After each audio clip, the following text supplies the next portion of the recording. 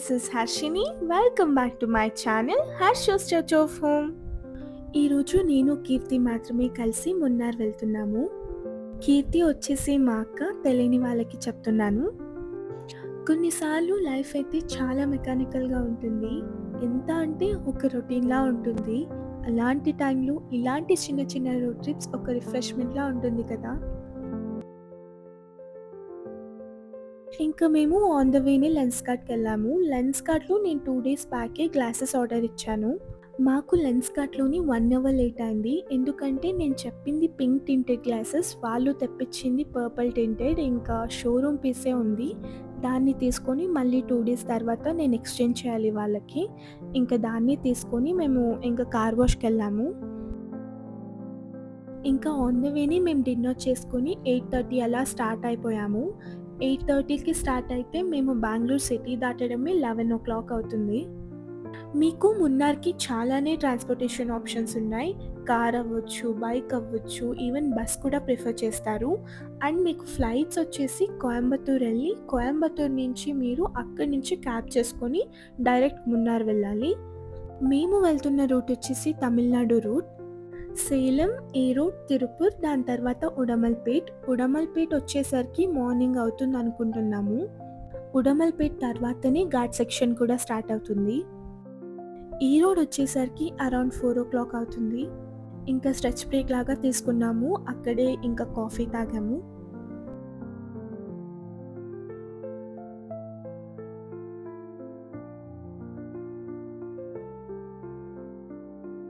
మేము road trip కార్లో చేయడానికి మెయిన్ రీజన్ వచ్చేసి ఈ సీనరీ. అన్నమలై ఫారెస్ట్ నుంచి సీనరీ అయితే చాలా బాగుంటుంది. మెయిన్ బస్సెస్ అండ్ క్యాబ్లు ఎక్కడంటే అక్కడ ఆపరు మనకి. సో ఇంకా నా ప్రకారంగా కార్లు రావడమే బెటర్ ఇలాంటి సీనరీస్ని ఎంజాయ్ చేయాలంటే. ఈవెన్ కార్లు రావాలన్నా చాలా ఓపిక ఉండాలండి. 10 అవర్స్ డ్రైవింగ్ కదా. కీర్తికి ఆల్రెడీ ఫుల్ లెగ్ పెయిన్ అంతా వచ్చేసింది. మాకు బెంగళూరు నుంచి 520 కిలోమీటర్స్. పాపం తను ఒక్కతే డ్రైవింగ్ కదా.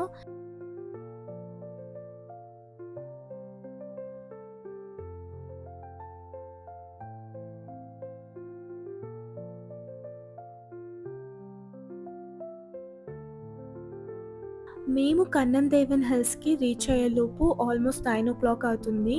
ఇంకా అక్కడే కాసేపు ఆపి నేచర్ని ఎంజాయ్ చేసాము.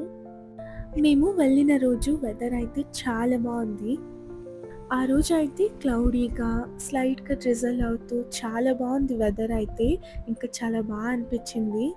ఎక్కువ వర్షాలు పడేది ఆల్మోస్ట్ మీకు సెప్టెంబర్, అక్టోబర్లో అంట. ఎక్కువ వర్షం ఉన్నా మనం అంతగా ఎంజాయ్ చేయలేము. పక్కాగా ఇరిటేషన్ వచ్చేస్తుంది. ఇక్కడ మొత్తం గ్రీనరీ, టీ ఎస్టేట్సే కదా. అలా ఒక 10 మినిట్స్ చూస్తూ నిలబడితే మొత్తం స్ట్రెస్ అంతా వెళ్ళిపోతుంది ఇలాంటి ప్లేసెస్లో. సిటీ లైఫ్ నుంచి సడన్గా ఇలాంటి ప్లేసెస్ని చూస్తే చాలా బాగా అనిపిస్తుంది. అక్కడే మాకు చిన్న ఫాల్స్ కూడా కనిపించింది. అది కూడా చూసాము. ఇంకా అక్కడే కాసేపు వాక్ చేసి ఇంకా మళ్ళీ స్టార్ట్ అయ్యాము.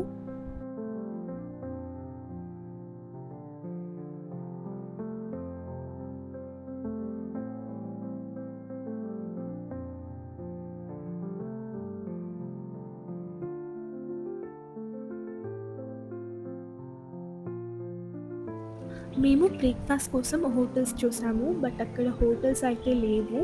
ఇలాంటి చిన్న చిన్న స్టాల్స్ వచ్చేసి హిల్ స్టేషన్స్ పైన చాలానే ఉన్నాయి. అక్కడ మీకు టీ కానివ్వండి, మ్యాగీ అండ్ బ్రెడ్ ఆమ్లెట్ ఇలాంటివి దొరుకుతాయి. సో ఇఫ్ ఇన్ కేస్ మీకు బ్రేక్ఫాస్ట్ కోసం హిల్ స్టేషన్ పైన అయితే వెతకొద్దు. మీకు ఈ స్టాల్స్ కూడా కనిపించేది నియర్ బై ఒక 2 అవర్స్లో ఒక విలేజ్ అయినా ఉందన్నప్పుడే. అక్కడ కావాలంటే మీకు హోటల్స్ ఉంటాయి. లేకపోతే మీరు బుక్ చేసుకున్న హోటల్లో పెయిడ్ బ్రేక్ఫాస్ట్ అయినా ఉంటుంది, లేకపోతే కాంప్లిమెంటరీ బ్రేక్ఫాస్ట్ అయినా ఉంటుంది కదా.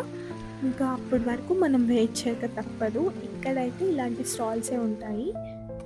ఇంకా మేము హోటల్కి వచ్చేసరికి ఆల్మోస్ట్ 11 ఓ క్లాక్ అవుతుంది. మేము ఇన్ అడ్వాన్సే బుక్ చేసుకున్నాము 3-4 డేస్ బ్యాక్కి. మేము బుక్ చేసుకున్న హోటల్ వచ్చేసి బ్లాంకెట్ హోటల్ అండ్ స్పా. మున్నార్లో వచ్చేసి ఇది బెస్ట్ హోటల్ అంట. ఇది వచ్చేసి పాళివాసల్లో ఉంటుంది. మేము వచ్చేసి booking.comలో బుక్ చేసుకున్నాము. మాకు 1 డే స్టేకి ఇంక్లూడింగ్ ట్యాక్సెస్ 12,000 అయింది. మేము బుకింగ్.కామ్‌లో చేసుకోవడం వల్ల మాకు కాంప్లిమెంటరీ బ్రేక్‌ఫాస్ట్ కూడా వచ్చింది. ఇఫ్ ఇన్ కేస్ మీరు ఇక్కడ బుక్ చేసుకుంటే ఎక్స్‌ట్రా పే చేయాలనుకుంటా బ్రేక్‌ఫాస్ట్‌కి. అదెంతో నాకు ఐడియా లేదు. ప్రతి హోటల్‌లో మీకు ఫస్ట్ ఫ్లోర్, సెకండ్ ఫ్లోర్ అలా ఉంటుంది కదా! బట్ ఈ హోటల్‌లో స్పెషల్ ఏంటంటే మీకు బేస్మెంట్ లెవెల్స్‌లో రూమ్ ఉంటుంది. దాని గురించి ముందు చెప్తాను. ఫస్ట్ రూమ్ చూసేయండి.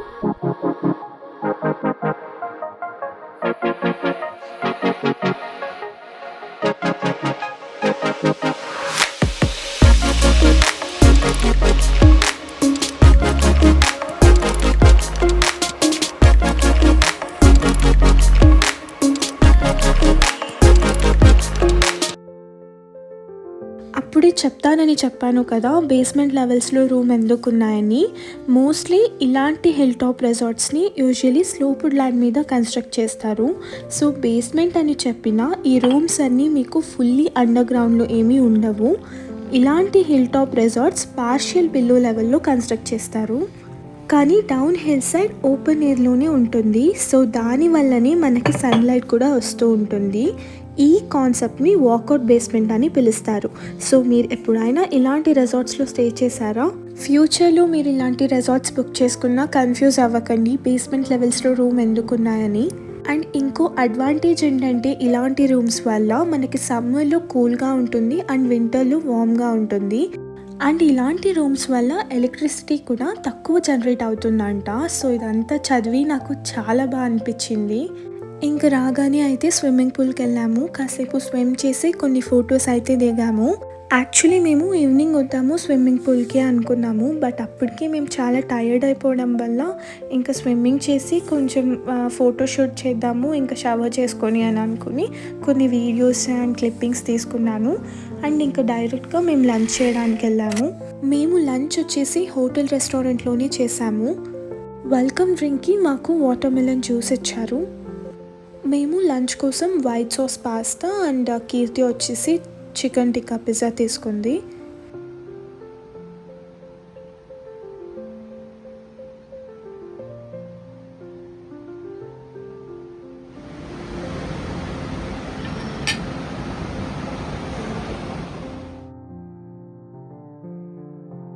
ఇంకా చెప్పాను కదా మేము చాలా టైర్డ్ అయ్యాము. సో, ఇంకా ఎప్పుడు నిద్రపోయామో కూడా తెలియదు. ఇంకా కాసేపు పడుకొని మళ్ళీ మేము అరౌండ్ 7 or 8 మధ్యలో లేచాము.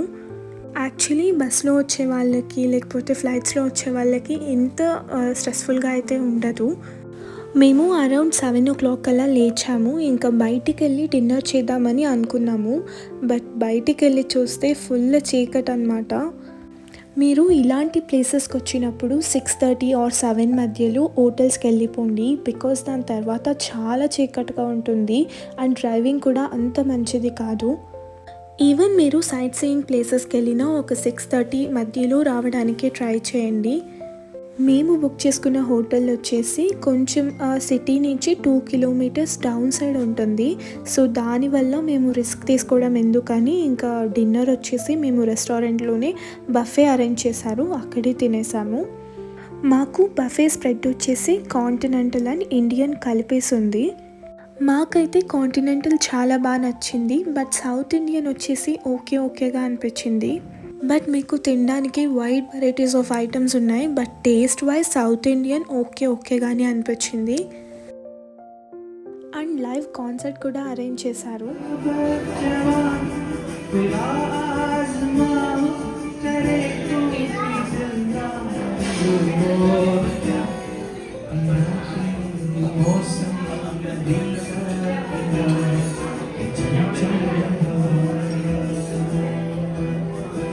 వాట్ ఎవర్ ఇట్ ఈస్ నాకు వీళ్ళ డెజర్ట్స్ అయితే చాలా నచ్చాయి.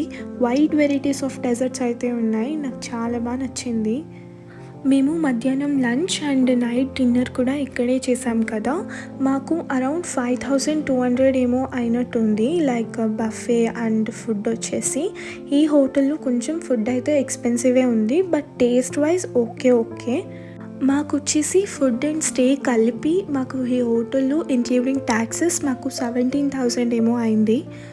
నేను ప్రైజెస్ ఎందుకు మెన్షన్ చేస్తున్నానంటే ఎవరైనా మున్నా ట్రిప్కి ప్లాన్ చేస్తుంటే మీకు హెల్ప్ అవుతుందని నేను ఇంకా ప్రైజెస్ కూడా ఇక్కడ మెన్షన్ చేస్తున్నాను. ఇదొచ్చేసి second morning. Look at the view, ఎంత బాగుందో కదా.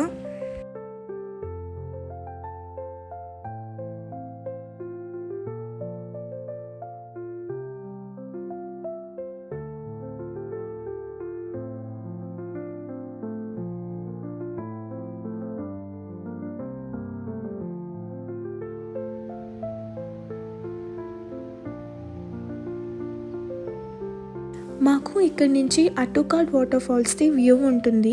అండ్ ఈవెన్ మాకు పార్షియల్ వ్యూ ఉంటుంది రూమ్ నుంచి కూడా.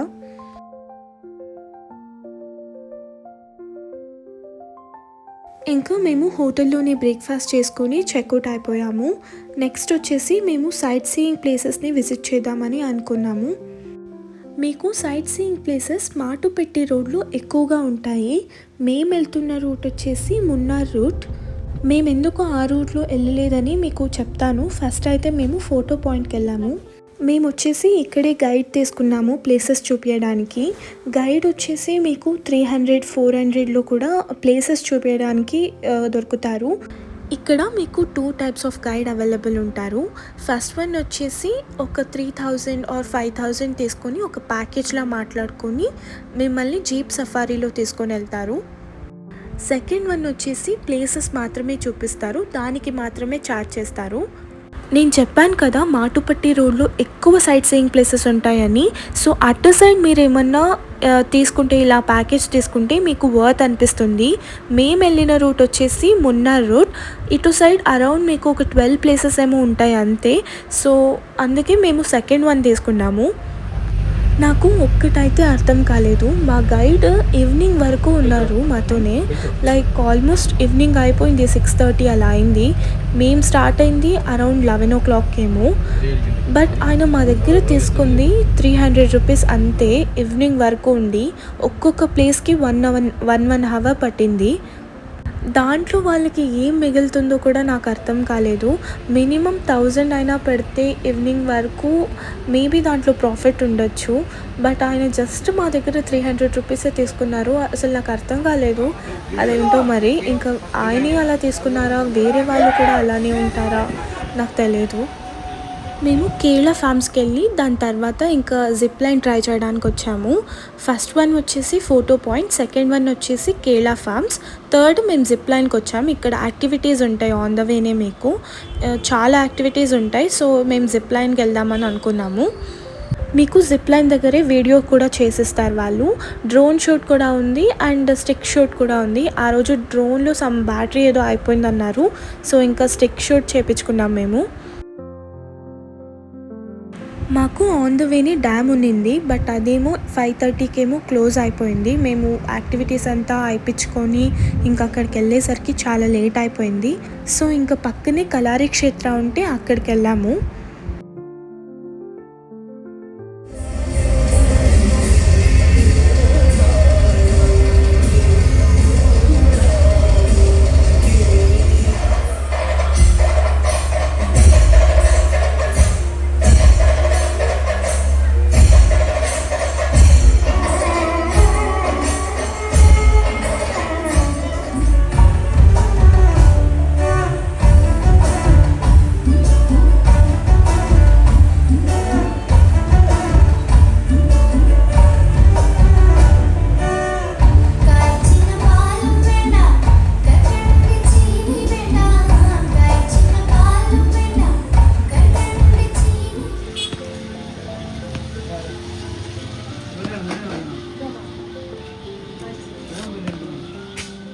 కలారి క్షేత్ర వచ్చేసి చాలా బాగా అనిపించింది మాకు.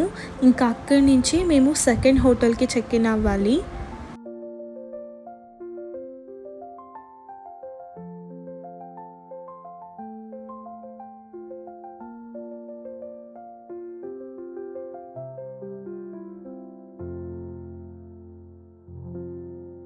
సెకండ్ హోటల్కి చెక్ ఇన్ అయ్యేసరికి 8 అవుతుంది అనుకుంటా. ఇంకా డిన్నర్ చేసి we had a good sleep.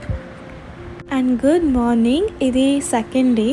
ఇది మీకు పాళివాసల్లోనే ఉంటుంది. సో డౌన్ సైడ్ అలా ఏమి ఉండదు. సో దానివల్లనే రివర్ సైడ్ అని చెప్పారు కదా అని మేము బుక్ చేసుకున్నాము. బట్ ఎంత డిసప్పాయింట్ చేసిందంటే ఆ రివర్ మాకు మాత్రం. అక్కడ బఫెలోస్, ఆ రివరు, ఇంకా చాలా డిసప్పాయింట్ అయిపోయాను నేనైతే. ఇంక మేము హోటల్‌లోనే బ్రేక్‌ఫాస్ట్ చేసుకొని చెక్‌ఔట్ అయిపోయాము. ఆన్ ద వే మేము ఎరావికులం నేషనల్ పార్క్ వెళ్దామని అనుకున్నాము. సో, అదొక్కటే ప్లేస్ ఉంది ఇంకా. మేము ఎరావికులం వెళ్తే ఇంకా అక్కడి నుంచి ఇంకా మేము బయలుదేరిపోవడమే. ఇంకా మేము ఎరావికులం రీచ్ అయ్యేలోపు అరౌండ్ 12:00 ఏమో అవుతూ ఉన్నింది.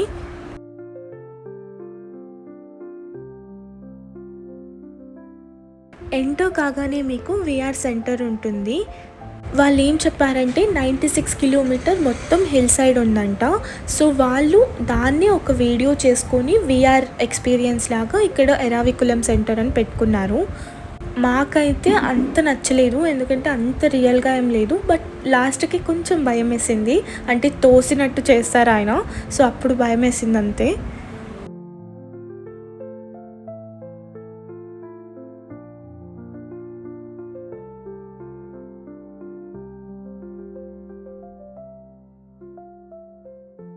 అండ్ ఇక్కడి నుంచి రావడానికి, వెళ్ళడానికి మీకు వాళ్ళే బసెస్ ప్రొవైడ్ చేస్తారు.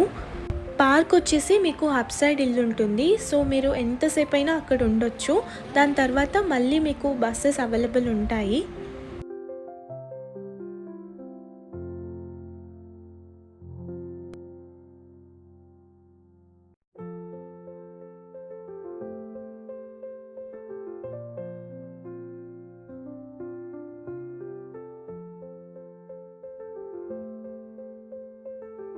ఇంక మేము వెళ్ళగానే వర్షం స్టార్ట్ అయిపోయింది.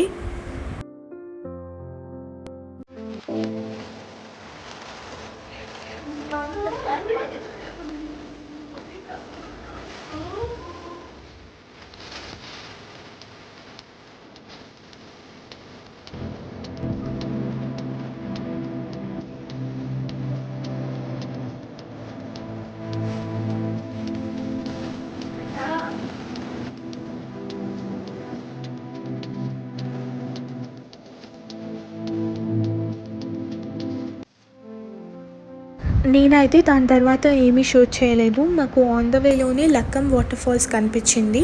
మేమైతే లోపలికెళ్ళలేదు కానీ బయట నుంచే చూసాము. ఇంకా అరౌండ్ మేము తమిళనాడుకొచ్చేసరికి 8:00 ఏమో అవుతూ ఉండింది. అక్కడే డిన్నర్ చేసుకున్నాము అడియార్ భవన్‌లో. ఇంకా దాని తర్వాత నేనేమీ షూట్ చేయలేదు. మేము బెంగుళూరు రీచ్ అయ్యేసరికి అరౌండ్ మాకు 1:00 అయిపోతుంది. నెక్స్ట్ డే వచ్చేసి మేము షాపింగ్‌కెళ్ళాము హోమ్ సెంటర్‌కి. లైక్ నేనేమేం షాపింగ్ చేశానో అదంతా నేను నెక్స్ట్ వీడియోలో మీకు చూపిస్తాను.